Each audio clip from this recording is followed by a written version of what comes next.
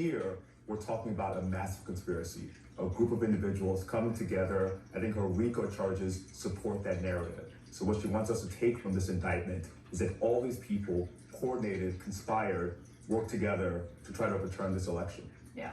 And Scott Jennings, I mean, one of the things that we heard from Trump even before it was confirmed that he was indeed indicted, which we expected, was saying this is political interference in the election and whatnot. I mean, she was just asked about that, and she said this is completely nonpartisan when it comes to the law. Well, that's not how Trump and his supporters are going to portray her. They're going to portray her as a partisan Democrat who's doing this for political reasons in a county that overwhelmingly voted for Joe Biden, and in a county where she's elected by those people. You know, on the indictment, I have to say, whether you're pro-Trump or anti-Trump on this, it is a startling thing to read that the President of the United States was the head of a, quote, criminal organization. When you see that on printed paper, it's pretty startling. And when you think about Georgia for Trump, this is a Waterloo place for him. You know, he lost in 2020, failed to oust Brian Kemp, the governor. His handpicked candidate for the Senate lost.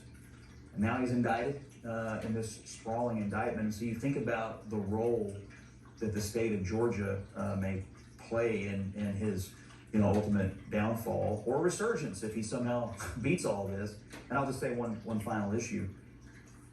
This case, the January 6th case, the documents case, I don't see how the American people cannot know the outcomes of these things before they vote. I recognize you can't get all these things in before the primary, but if he's the nominee of the Republican Party, how can the American people not see the results of this before they were to cast votes next November when you consider everything that's been alleged here? Well, I mean, she wants them to know. She wants this trial. She said she's going to request a date within 6 months.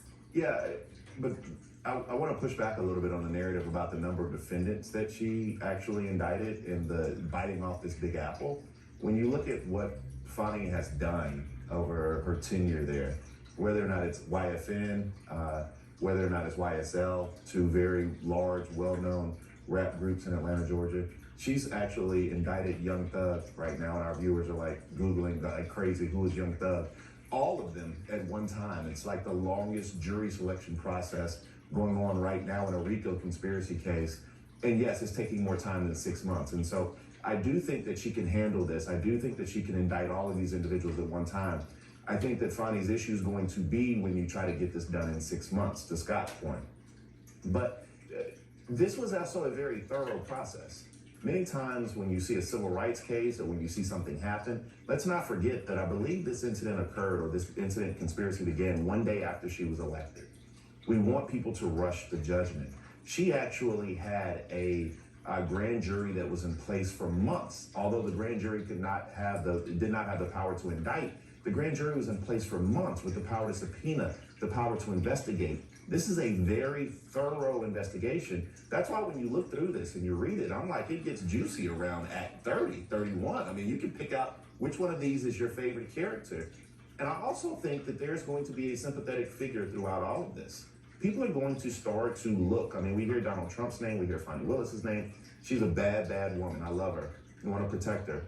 But Ruby Freeman, for example, these individuals are going to come to play. The victims of this are not just the voters of Georgia, but they're real people. When you start to look at it, it's not some abstract voter this, voter that, but the persecution that Ruby Freeman had to go through, the torture, the torment that she had to go through, I think that is going to do very well in front of a jury, regardless of whether or not they're Democrats or Republicans. And one of the people who is indicted here is someone who tried to intimidate Ruby Freeman personally and tried to kind of coerce her into making false statements, which is a bizarre aspect of this, but also a really concerning part. I mean, you're laughing and people at home are like, what?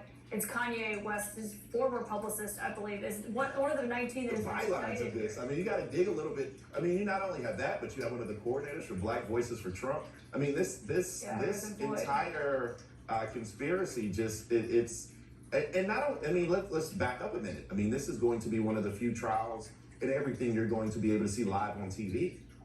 The judge has already said the cameras are going to be there. They're going to be mugshots. They're going to be fingerprints. Every hearing, every motion is going to be live on TV. This is going to be a very different setting for Donald Trump. I think